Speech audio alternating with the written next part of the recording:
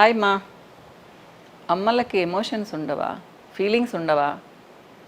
అమ్మ అంటే త్యాగమూర్తి, ఇంట్లో వాళ్ళు ఎలా ఉన్నా కానీ ఏం చేసినా కానీ కామ్గా అన్నీ భరిస్తూ ఉండాలా?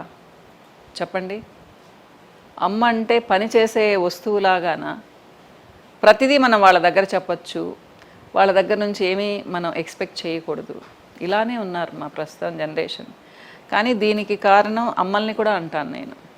కానీ ఇప్పటికి కూడా అమ్మలకి ఏంటి అంటే బిడ్డలంటే చాలా ప్రేమ. వాళ్ళు హర్ట్ అవుతారేమోనని చెప్పేసి చెడు చెప్పదు, మంచి చెడు విచక్షణ జ్ఞానం నేర్పించడం లేదు. చాలామంది అమ్మలు ముద్దు చేస్తున్నారు, చాలా ముద్దు చేస్తున్నారు. బిడ్డలంటే అందరికీ ముద్దు.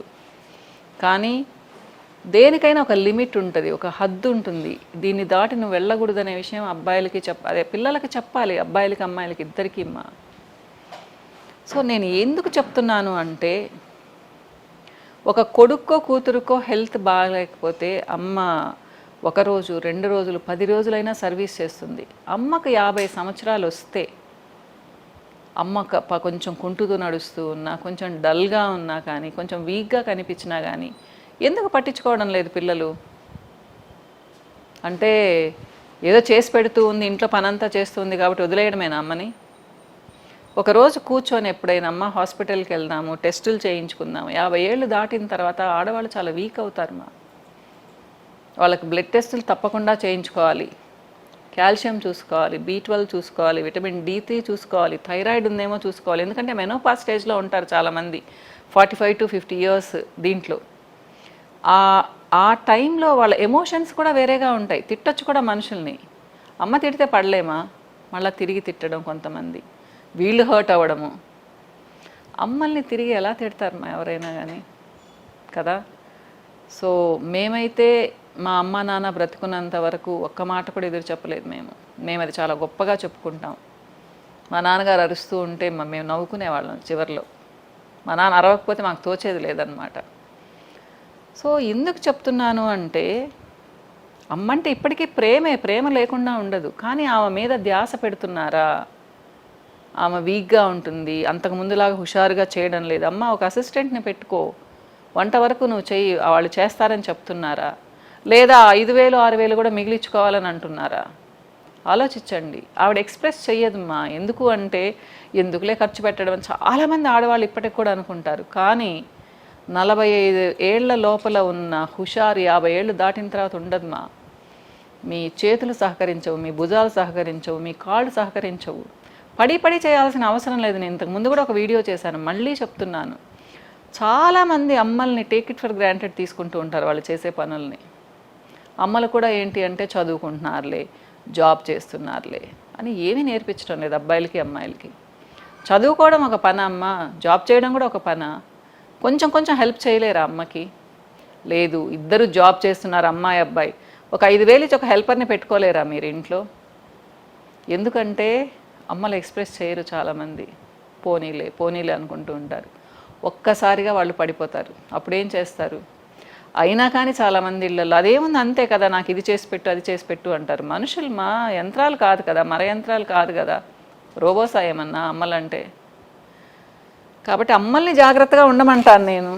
కానీ చాలామంది అమ్మలు ఇప్పటికి కూడా, ఏంటి మేడం నేను చేయకపోతే వాళ్ళు తినరు, ఏదో ఒకటి పాపం తగ్గిపోతున్నారు అంటారు. అంత ప్రేమ ఉంటుంది అమ్మలకి బిడ్డల మీద. మరి బిడ్డలు ఎంత ప్రేమగా ఉంటున్నారు అమ్మల మీద చెప్పండి. ఇయర్లీ వన్స్ ఒకసారి వాళ్ళని హెల్త్ చెకప్ తీసుకెళ్ళండి మా. అప్పుడప్పుడు అమ్మ పక్కన కూర్చొని చూడండి, ఆవిడ ఏం తింటుంది, ఎలా తింటుంది అనేది చూడండి, గమనించండి. ఎందుకు అంటే ఉన్నదంతా పిల్లలకు పెట్టేసి వాళ్ళు ఏదో పచ్చడేసుకొని తింటూ ఉంటారు చాలామంది. త్యాగం చేయకండి మా అట్లా. మదర్స్ బాగా తినాలి, మీ పిల్లలతో మీరు హెల్దీగా ఉండాలి చాలా సంవత్సరాలు అంటే మీ హెల్త్ బాగుండాలి ఫస్ట్. ప్లస్ నేను ఇంకొకటి కూడా చెప్తాను, మనం అందరికీ పెడుతున్నాం, మనం అందరినీ చూస్తున్నాం. వాళ్ళు నన్ను చూడలేదు, వీళ్ళు నన్ను అడగలేదు.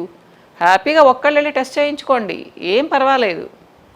పిల్లలు బిజీగా ఉన్నారు అంటే హ్యాపీగా మీరెళ్ళి టెస్టులు చేయించుకోండి, చక్కగా తినండి. వాళ్ళకి ఏం పెడుతున్నారో మీరు కూడా అవే తినండి.